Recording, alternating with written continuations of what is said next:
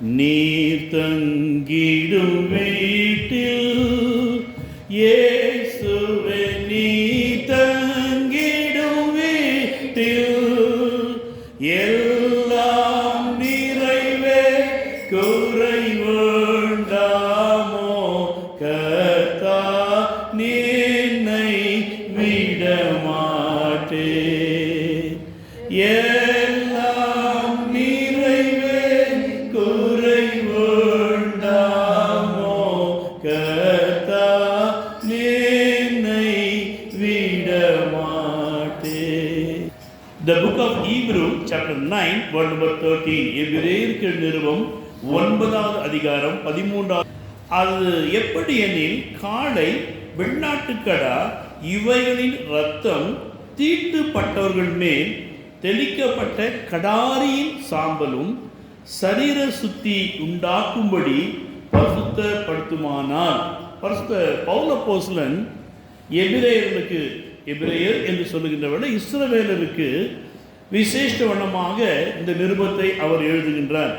அவ்வாறு எழுதுகின்ற வேளையிலே அவர் சொல்லக்கூடிய ஒரு விசேஷித்த வார்த்தை என்னவென்றால், தீட்டுப்பட்டவர்கள் மேல் தெளிக்கப்பட்ட கடாரியின் சாம்பல்.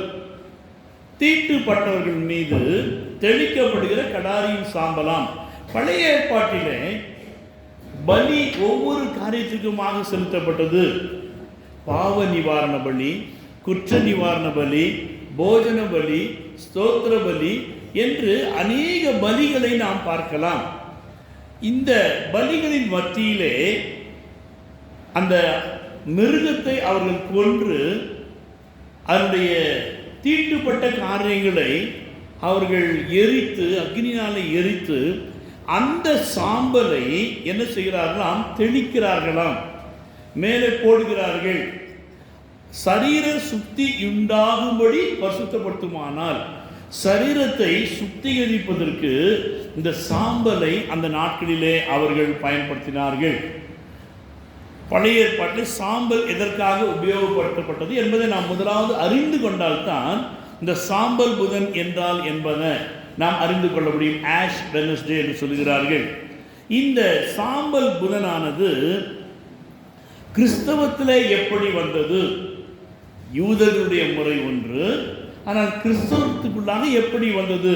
யோவான் எழுதின சுவிசேஷம் 12வது அதிகாரம் 13வது வசனத்தில் வாசிக்கலாம்.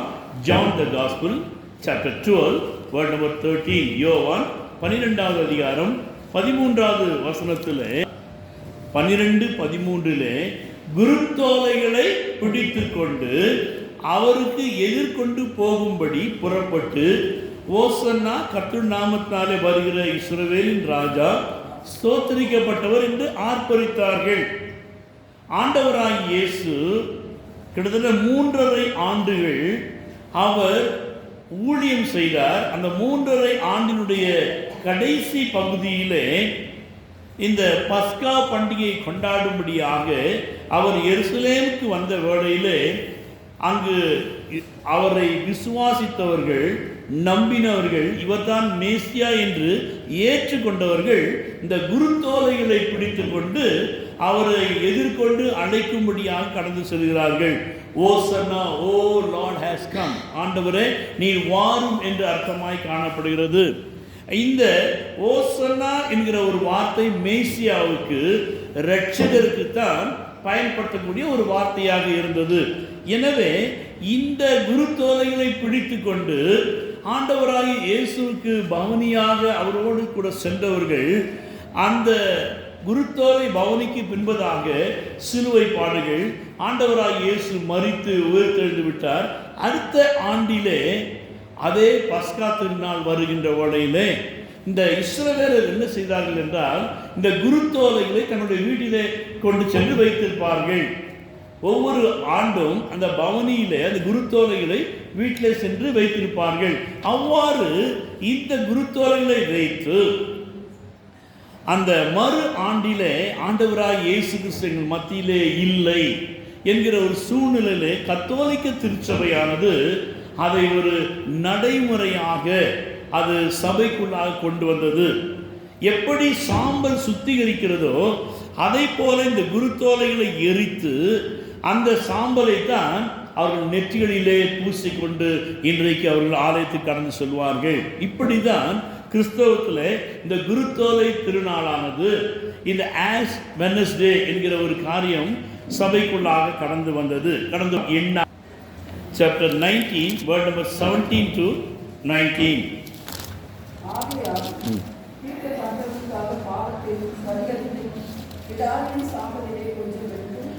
ஒரு பாத்திரத்தில் போட்டு அதன் மேல் ஊற்றி ஜலம் வார்க்க வேண்டும். இவ்வாறு தீட்டுப்பட்டவர்கள் இந்த சாம்பலினாலே சுத்திகரிக்கப்படுகிறார்களாம். சாம்பலினாலும் ஜலத்தினாலும் சுத்திகரிக்கப்படுதல். அந்த ஜலத்தினுடைய சுத்திகரிப்பு தான் ஞானஸ்தானமாக ஆதியிலே அவர்கள் அதை கடைபிடிக்க ஆரம்பித்தார்கள். இந்த இடத்துல இந்த சுத்திகரிப்பு சாம்பல்ல அது நம்மை பரிசுத்தப்படுத்தும். அது தெளிக்கப்படுகின்றவர்கள அது சுத்திகரிக்கும். கடாரியின் சாம்பல், அந்த கடாரி என்று சொல்லுகின்றவர்கள ஒரு ஆண் ஆடு, அதை பலி செலுத்தி அதனுடைய சாம்பலை ஜனங்கள் மீது தெளிப்பார்கள். இது எதை குறிக்கிறது என்றால், ஆண்டவராகிய இயேசு கிறிஸ்து, மணவாளனாகிய கிறிஸ்து தன்னையே ஜீவ பலியாக அர்ப்பணித்து அவர் சிலுவையிலே சிந்தின அந்த இரத்தத்தின் வழியாக அவர் தன்னையே ஜீவ பலியாக ஒப்பு கொடுத்து அந்த சாம்பல் அவருடைய அந்த இரக்கமானது நம்மை சுத்திகரிக்கின்றதாம். அதற்கு ஒரு முன் அடையாளம் தான், நிழலாட்டம் தான் இந்த சாம்பலுக்குரிய ஒரு கடாரியின் சாம்பலை அங்கு பவுல் சொல்லுகின்றார். தேவனுடைய பிள்ளைகளே, நாம் அங்கு அடிக்கப்பட வேண்டியவர்கள், நாம் சாம்பலாக்கப்பட வேண்டியவர்கள். என்னுடைய பாவத்திற்காக நான் தான் அக்னியினாலே சுட்டரிக்கப்பட வேண்டும். ஏனென்றால் நான் தீட்டுள்ளவனாக காணப்படுகிறேன். ஆனால் தீட்டு இருக்கிற நமக்காக ஒரு கடாரி சாம்பலாக்கப்படுகிறது, ஒரு கடாரி அக்னியிலே போடப்படுகிறது.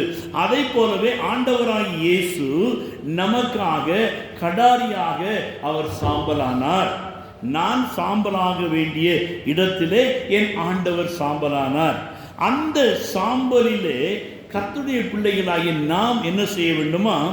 இந்த சாம்பலிலே நாம் உட்கார வேண்டும். இயேசு கிறிஸ்து எனக்காக ஜீவ பலியாக ஒப்பு கொடுத்தார். அதை நினைவு கூறும்படியாக நாம் என்ன செய்ய வேண்டும்? இந்த சாம்பலின் நாட்களிலே உட்கார வேண்டும். பழைய ஏற்பாட்டில் யார் யார் உட்கார்ந்தது? எஸ்தர் 4ஆம் அதிகாரம் 1ஆம் வசனம் வாசிக்கின்றவளிலே மொர்தெகாய் அங்கு சாம்பலிலே உட்காருகின்றான். இஸ்ரவேலருக்கு விரோதமான காரியங்கள் எழும்பினதை அங்கு எஸ்தர் அறிந்து கொள்ளும்படியாக 1ஆவது வசனத்திலே மொர்தெகாயும் 3ஆவது வசனத்திலே யூத ஜனங்களும் அங்கு ரட்டுடுத்தி சாம்பலிலே உட்கார்ந்தார்கள். தேவனுடைய பிள்ளைகளே, உங்களுடைய வாழ்க்கையில் ஏதாவது பிரச்சனைகள் வரும் என்றால், ஏதாவது தேவைகள் இருக்க என்றால், ஏதாவது காரியங்கள் நீங்கள் சந்திக்க வேண்டும் என்றால், நீங்கள் தயவு செய்து உபவாசம் என்கிற ரெட்டுடுப்பை, நான் ஒன்றும் இல்லை, நான் சாம்பல்.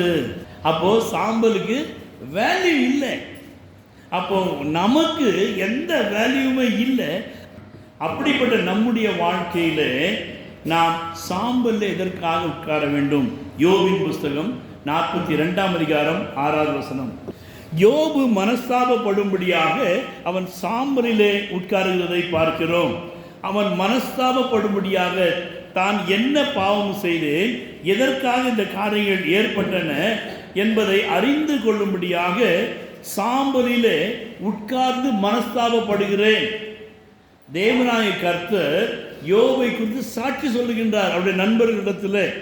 அதை போலவே நம்முடைய வாழ்க்கையிலும் இந்த நாட்கள், இந்த 40 நாட்களிலே நாம் நம்மை ஒடுக்கி, நம்மை தாழ்த்தி, எனக்கு இந்த தேவை இருக்குது, எனக்கு இந்த பிரச்சனை இருக்குது, எனக்கு இந்த வியாதி விடுதலை வேணும், எனக்கு இந்த ப்ராப்பர்ட்டி விற்கணும், எனக்கு இந்த பணம் வரணும், எந்தெந்த காரியங்கள் இருக்கிறதோ அந்த காரியங்களுக்கு உலக பிரகாரமாக எடுத்த முயற்சிகளை ஒரு ஃபுல் ஸ்டாப் வச்சுட்டு முழங்கால் போட்டு உபவாசம் பண்ணி கையை தூக்கி, நான் ஒன்றும் இல்லை ஆண்டவரே, நான் ஒன்றும் இல்லை ஆண்டவரே, என்னால் முடியாதப்பா, என்னால் முடியாது என்று அவருடைய சமூகத்தை நோக்கி நீங்கள் பார்க்கின்ற வழியில் இந்த 40 நாட்கள் கண்டினியூவாக ஒரு 2 நிமிஷம், ஒரு 5 நிமிஷம் உங்களை 1 மணி நேரம் நான் சொல்ல மாட்டேன், ஒரு நிமிஷமாவது தேவனுடைய சமூகத்தில் நீங்கள் முழங்கால் படியிட்டு, நல்லா முழங்கால் படிட்டு கரங்களை அப்படியே உயர்த்தி கொள்ளுங்க. உயர்த்தி கொண்டு, அப்பா இந்த 40 நாட்களிலே என்னுடைய வாழ்க்கையில் நான் சாம்பல் ஆண்டவரை என்னால் முடியாதுன்னு உடைய சமூகத்தில் வந்திருக்கிறேன் என்று அவரை நோக்கி பார்க்கின்ற வேளையில், அவரை நோக்கி நீங்கள் பார்த்து பாருங்க. அவ்வாறு பார்க்கின்ற வேளையில் என்ன ஏற்படுதுன்னா, அவரை நோக்கி கூப்பிடும் வேளை அறிவிப்பார் அற்புதங்கள், எனக்கெட்டாத அறிந்திடலாக எத்தனையோ பதிலளித்தார். தேவ கிருபை எங்கும் பெருக தேவனை ஸ்தோத்தரிப்போ, பாவ இருளகல தேவ ஒளியடைந்தோ. தேவனுடைய பிள்ளைகளே, அவரை நோக்கி பாருங்க. இந்த 40 நாட்கள் ஒரு விசேஷித்த நாட்களாக நான் ஒன்றுமில்லை, நான் சாம்பல் ஆண்டவனே என்று சொல்லி யோபு மனஸ்தாபப்பட்ட வண்ணமாக மொர்தெகாயும் யூத ஜனங்களும் ராஜாவுடைய கரத்திலிருந்து விடுதலை பெறும்படியாக சாம்பலிலே உட்கார்ந்த வண்ணமாக நம்மையும் தாழ்த்துவோம். தேவனுடைய பிள்ளையே, இதெல்லாம் வெறும் சடங்காச்சாரம். இப்படி சொல்லி சொல்லியே நாமே கெடுத்து குட்டிச்சவராகிட்டு இருக்கோம். இவைகள் ஒவ்வொன்றும் வரும் காரியங்களுக்கு நிழலாக இருக்கின்றன என்று கொலோசிய நிருபத்தில் வாசிக்கிறோம். மாத பிறப்பு, பண்டிகை நாட்கள் என்று பவுலோபோசன் கொலோசி சபைக்கு மிக தெளிவாக சொல்லுகின்றார். எனவே ஒன்றையும் ஒருவனும் அசட்டை பண்ணலாகாது என்று வேதம் சொல்கிறது. எனவே இந்த நாட்களை நீங்கள் சடங்காச்சாரமாக வருவீர்கள் என்றால் ஒரு பிரயோஜனமும் இருக்காது. அதே நேரத்தில் இந்த நாட்களை நான் அடிக்கடி சொல்லக்கூடிய ஒரே ஒரு, இந்த 40 days is the charging days. எப்படி நம்ம ஃபோனில் சார்ஜ் பண்ணுறோமோ 3 hours 4 hours போட்டு சார்ஜ் பண்ணிட்டா 3 நாள் நிற்கும். அதை போலவே இந்த 40 நாட்கள் ஒவ்வொரு கிறிஸ்தவர்களுக்கும் சார்ஜிங் டேஸ். தேவனுடைய சமூகத்தில் நீங்கள் அமர்ந்திருந்து அதிகமாக வேதத்தை வாசிங்க, அதிகமாக ஜெபிங்க, அதிகமாக பாடலை பாடுங்க, அதிகமாக சண்டை போடாதீங்க, அதிகமாக மற்றவங்களை பற்றி குறை பேசாதீங்க, அதிகமாக யாரை பற்றியும் கேவலமாக எண்ணாதீங்க, ஒருவரை ஒரு மேன்மையுள்ளவர்களாக எண்ணுங்க. யாருக்குள்ள அன்பு கூற முடியல அவங்கள அன்பு கூறுங்க. யார் பேசாமல் இருந்தாலும் நீங்கள் ஓடி போய் பேசுங்க. யார் மூஞ்சை திருப்பிக்கிட்டாலும் நீங்கள் அவங்கள பார்த்து ஒரு நல்ல ஒரு சிரிப்பு சிரிங்க. இந்த 40 நாட்கள் பயிற்சி எடுத்து பாருங்க. நான் ஒன்றுமே இல்லை ஆண்டவரே, ஐ ஆம் ஜஸ்ட் ஆஷ், நான் ஒரு சாம்பலாக இருக்கிறேன் என்று சொல்லி நம்மை நாம் தாழ்த்த வேண்டும். இந்த சாம்பலிலே அங்கு மொர்தெகாயும் ஜனங்களும் இங்கு யோபும் உட்கார்ந்து மாத்திரம் அல்லாதபடிக்கு தானியேல் 9ஆம் அதிகாரம் 3வது வசனத்திலே அங்கு தானியேலும் சாம்பலிலே உட்கார்ந்து செபிக்கின்றான். தன்னை தாழ்த்துதல். அவன் ஒரு ஒரு ஒரு அதிகாரி. அவன் இந்த கவர்மெண்ட்ல இந்த பிரசிடென்ட் போஸ்ட்ல இருக்கிறவன். ஆனால் அவன் தன்னை தாழ்த்துகிறான், சாம்பலிலே உட்காருகின்றான். ஜெபம் என்கிற ஒரு ஆயுதத்தை அவன் சாதாரணமாக பயன்படுத்தவில்லை. தன்னை முழுதுமாக தாழ்த்தி, நான் ஒன்றுமில்லை, என்னுடைய அதிகாரமோ என்னுடைய ஆளுகையோ என்னுடைய பணமோ ஒன்றுமில்லை என்று சொல்லி அவன் தன்னை தாழ்த்தினபடியினாலே தேவதூதன் சொல்லுகிற ஒரு காரியம், என் பிரியமான புருஷனே, நீ வேண்டிக் கொள்ள தொடங்கின பொழுதே நான் வந்து விட்டேன் என்று சொல்லுகின்றான். நம்மை நாம் எந்த அளவுக்கு தாழ்த்துகிறோமோ, நாம் எந்த அளவுக்கு நம்மை ஒன்றுமில்லை என்று சொல்லி நம்மை முழுதுமாக ஆண்டவருடைய சமூகத்தில் உட்காருகின்றோமோ, அப்பொழுது தாழ்மையுள்ளவர்களுக்கு தேவன் கிருபை அளிக்கிறார். எனவே இந்த நாட்கள் நம்மை தாழ்த்துகின்ற நாட்கள். யோனாவின் புஸ்தகம் 3வது அதிகாரம் 6வது வசனம் வாசிக்கின்ற வேளையிலே அங்கு யோனா தீர்க்கதரிசி சொல்லுகின்றார், 40 நாட்களிலே நினிவே கவிழ்க்கப்பட்டு அழிந்து போகும் என்று சொல்லுகின்றார். உடனே ஜனங்கள் கர்த்தருடைய வார்த்தைக்கு பயந்து அவர்கள் ரெட்டுடுத்தி உபவாசத்திலே இருந்தார்கள். ஜனங்களை பார்த்து ராஜாவும் ரெட்டுடுத்தி உபவாசத்தில் உட்கார்ந்தான். தேவனுடைய பிள்ளைகளே, யாருக்கு தெரியும்? அசட்டை செய்யவில்லை. ஒரு தேவனுடைய மனுஷன் பேசின தீர்க்கதரிசன வசனங்களை அவர்கள் அசட்டை செய்யவில்லை. அதை போலவே இந்த ஆண்டு கர்த்தர் நமக்கு ஒரு விசேஷித்த ஆண்டாய் கொடுத்திருக்கிறார். இந்த வார்த்தைகளை நாம் அசட்டை செய்யாதபடிக்கு நம்மை தாழ்த்தி ஏதோ ஒரு காரியங்களை நீங்கள் எழுதி வைத்துக் கொண்டு ஜெபித்து பாருங்கள். ஒன்று, உங்களுக்காக ஜெபிங்க. ஆமென். 2, உங்கள் குடும்பத்துக்காக ஜெபிங்க. தலையாட்டுங்க பம்பு மாடு மாதிரி. ஆமேன் சொல்லுங்க. ஆமேன். 3வது, சபைக்காக ஜெபம் பண்ணுங்க. 4வது, சபை சர்ச்சு கட்டணும்னு ஜெபம் பண்ணுங்க. 5வது, உங்கள் ஊழியக்காருக்காக ஜெபம் பண்ணுங்க. 6வது, நம்முடைய எல்டர்ஸ்க்காக, நமக்காக ரொம்ப கஷ்டப்படுற அருமையான தம்பிக்காக செபிங்க. இவ்வாறு அநேக காரியங்கள் எழுதி வைத்து கொண்டு நீங்கள் ஒரு ஜஸ்ட் இதாங்க பேரை வாசிக்கணும் ஆமேன், பேரை வாசிக்கணும் ஆமேன், பேரை வாசிக்கணும் ஆமேன், போதும். ஆமேன் என்ன அர்த்தம்? அதை மாத்திரம் சொல்ல மாட்டோம். ஆனால் அவனும் அல்லேலூயா அல்லேலூயா அவருக்கு தான் மகிமை. அவர் சொல்லுவார், நீ என்ன தானே மகிமைப்படுத்துகிற, நீ ஆமேன்னு சொன்னால் தான் நான் அவனுக்கு தர முடியும். எனவே இந்த நாட்களிலே அதிகமாக நாம் ஜெபிக்க ஆரம்பிப்போம். நினிவேயின் அழிவுக்காக யோனா தீர்க்கதரிசனம் உரைத்தான். ஆனால் ஜனங்கள் அதை நன்மையாக ஏற்றுக்கொண்டு உபவாசித்தார்கள், ஜெபித்தார்கள். கர்த்தர் சொன்ன செய்ய வேண்டிய தீங்கை அவர் செய்யாதபடிக்கு கர்த்தர் மனஸ்தாபப்பட்டாராம்.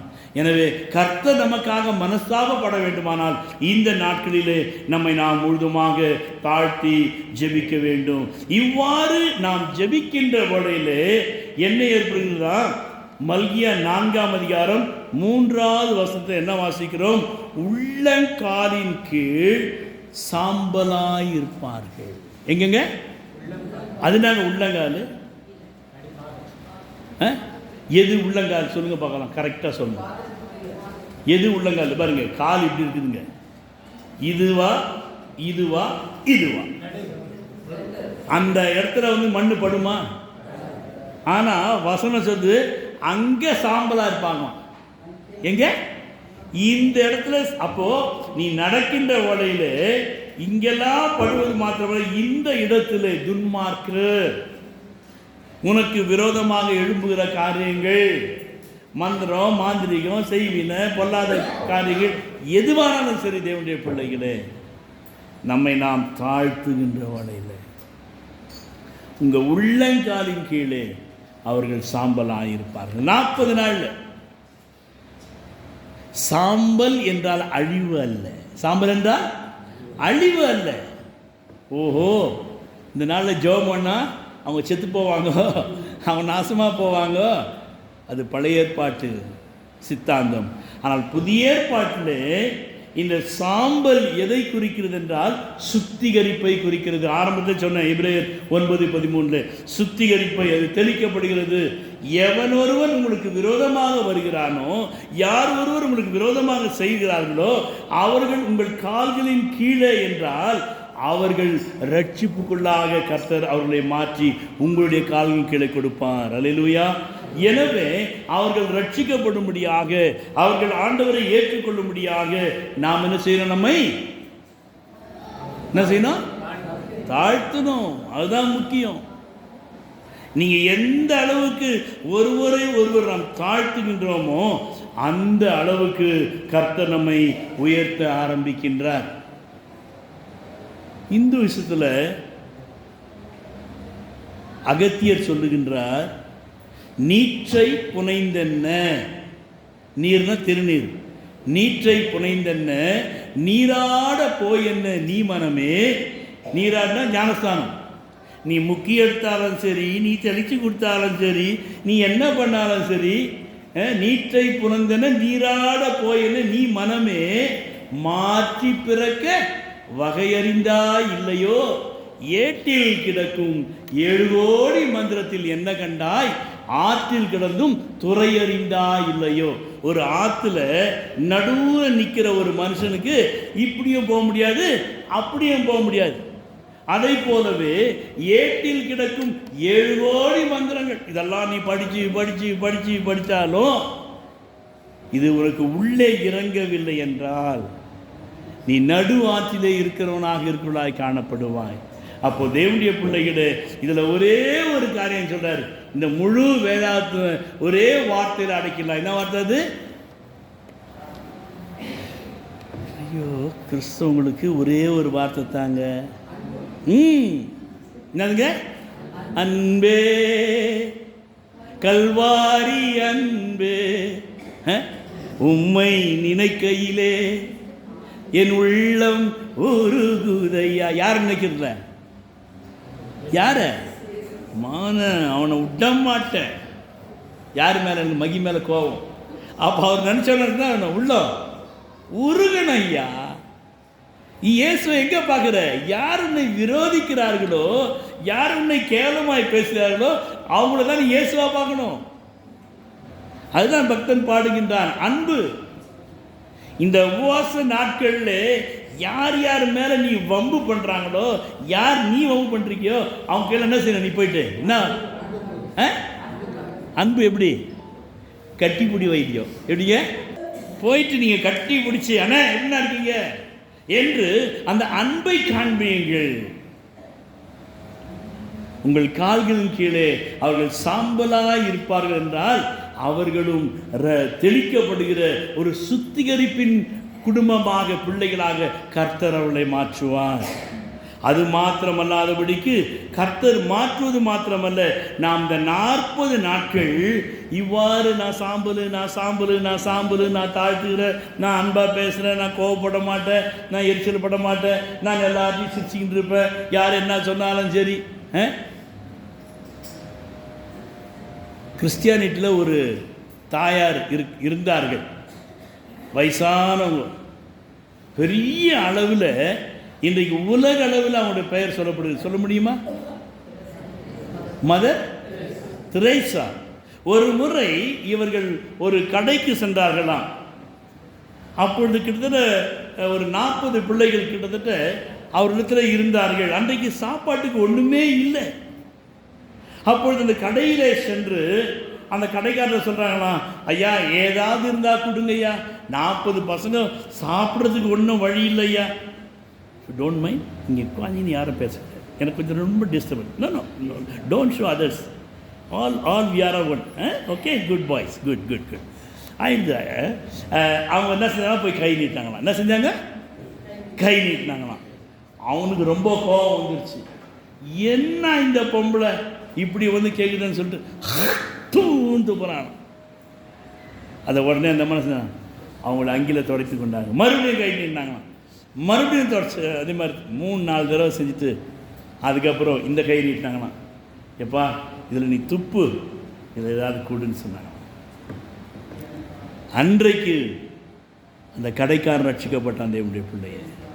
அந்த 40 பிள்ளைகளுக்கு வேண்டிய ஒவ்வொரு தேவைகளையும் அந்த கடையில் நான் கொடுக்க ஆரம்பித்தான். உன்னுடைய தாழ்மை, உன்னுடைய அன்பு, உன்னுடைய ஏற்றுக்கொள்ளுகிற தன்மை, உன்னுடைய சகிக்கிற தன்மை, நான் ஒன்றுமில்லை என்று சொல்லி நீ நேசிக்க ஆரம்பிக்கின்ற வேளையில் ரொம்ப கஷ்டமாக இருக்குது பாஸ்டர், நீ ஒன்றும் செய்யாத பாஸ்டர். அவங்க பேரை சொல்லி ஜெபம் பண்ணு. என்ன சொல்லுங்க? பேரை சொல்லி ஜெபம் பண்ண என்ன ஆகும்னா, அவங்களே உங்கள் கண்ணுக்கு முன்னால் வருவாங்க. வர நேரத்தில் முன் திருப்பின்னு போக மாட்டாங்க, சிரிச்சினே வருவாங்க, நீங்களே சிரிச்சிருவீங்க. ஆமென். ஒரு முறை இவ்வாறு ஆராதனை நான் செய்தி கொடுத்து கொண்டிருக்க வேளையில் ஒரு காரியத்தை சொன்னேன். உங்கள் கடன்காரன் உங்கள் வீட்டு வாசலில் வந்தால் கூட உங்களை பார்த்து சிரிச்சிடுவான். உங்களை பார்த்து சிரிச்சிடுவான்.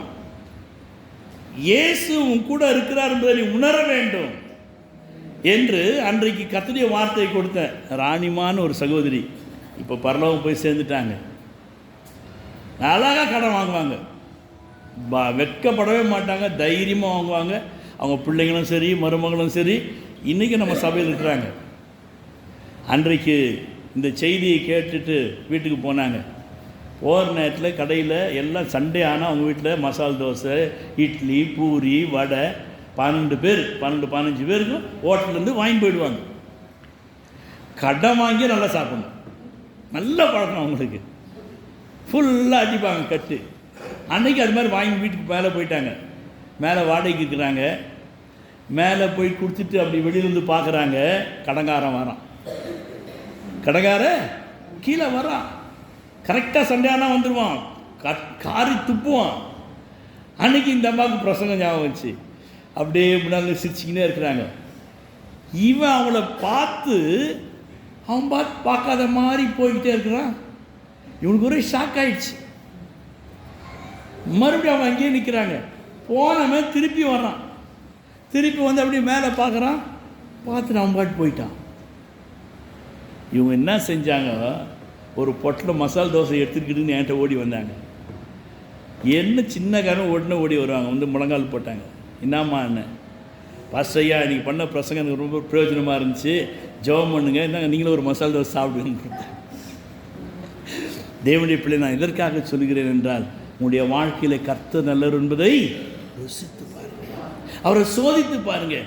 இந்த நாட்கள் சோதனையின் நாட்கள். நீங்கள் ஆண்டவரை சோதிக்கலாம். எங்களுடைய தாழ்த்தி ஜெபித்து, ஆண்டவரே நான் என்னுடைய காலின் கீழே அவர்கள் சாம்பலாக இருப்பார்கள் என்றால் அவர்களை பசுத்தப்படுத்தி அவங்களை ரட்சிப்புகளாய் வழிநடத்துவேன் என்று சொல்லுகிறீரே, அப்படிப்பட்ட ஒரு கிருபைக்கு என்னை நான் தாழ்த்த வேண்டும், நான் அன்பு செலுத்த வேண்டும். நல்லது. ஒரு சைடில் எதிராளி ரட்சிக்கப்படுவான். அதனால எனக்கு என்ன நன்மை இந்த 40 நாட்கள்? ஏசாயா தீர்க்கதரிசி புத்தகம் 61ஆம் அதிகாரம் 3வது வசனம். The book of Isaiah chapter 61 word number 3. 61:3 என்ன வாசிக்கிறோம் என்றால், சியோனிலே துயரப்பட்டவர்களை சீர்படுத்தவும் அவர்களுக்கு சாம்பலுக்கு பதிலாக சிங்காரத்தை. எதுங்க? ஆமாம், சாம்பலுக்கு பதிலாக சாம்பல் மூஞ்சி மேலே போட்டால் என்ன ஆகிடும்? நம்ம ஏற்கனவே பண்ண மேக்கு அப்புலாம் ஆமாம் மேக் டவுன் ஆகிடும். ஆனால் நீ ஏற்கனவே சாம்பலை மூஞ்சில் போட்டுக்கிட்டு ஆண்டுடைய சமூகத்தில் காத்திருந்தனா 40 நாள் முடிகிற நேரத்தில் உங்களை என்ன செஞ்சாரு? என் ஆண்டவர் அலங்கரிக்க ஆரம்பிப்பார். உங்களுக்கு அவர் யாராக மாறிடுவார்? சிங்காரமாக இல்லை, அவர் யாராக மாறிடுவார்? Makeup man. யாருங்க? Makeup man, makeup woman. இந்த 40 நாட்கள் நீங்கள் நல்லா ஜெபம் பண்ணி அழுது சோத்திரம் பண்ணி எல்லாத்தையும் சிரித்து பேசி எல்லாத்தையும் அன்பு கார்ந்து எல்லாத்தையும் நல்லதையே பேசிட்டீங்கன்னா, இந்த ஈஸ்டர் அன்னைக்கு அவர் என்ன செய்வார்? உங்களுக்கு அழகாக வந்து அவர் மேக்கப் மேனாக மாறி உங்களை பியூட்டிஷியன் அவர் பண்ணி கொண்டு உங்களுக்கு சிங்காரத்தை கொடுக்க நல்லவரும் வல்லவருமாக இருக்கிறார். அல்லேலூயா. அதை நாம் பெற்றுக்கொள்ள வேண்டுமானால் நாம் என்ன செய்யணுங்க? அன்பு கூற வேண்டும், நம்மை தாழ்த்த வேண்டும். ஆண்டவருடைய சமூகத்தில் கேளுங்க, ஜெபாவியை ஊற்றும் ஆண்டவரே என்று சொல்லு. உபவாசித்து ஜெபிக்க எனக்கு உதவி செய்யும் என்று கேளுங்க. ஊக்கத்துடனே ஓர் முகமாய் நோக்கத்தை எல்லாம் நேர்மையாக்கி வாக்குத்தத்தத்தை பற்றிக் கொண்டு கேட்கும்படி கிருபை செய்யும். ஜெபமே ஜீவன், ஜெபம் ஜெய ஜீவியத்திற்கு இதுவே சட்ட. ஜெபமே ஜீவன், ஜெபம் ஜெய ஜீவியத்திற்கு இதுவே சட்ட. ஆகாத நோக்கம் சிந்தனையை அகற்றும் எங்கள் நெஞ்சை விட்டு வாகானதாக்கும். 满了门来。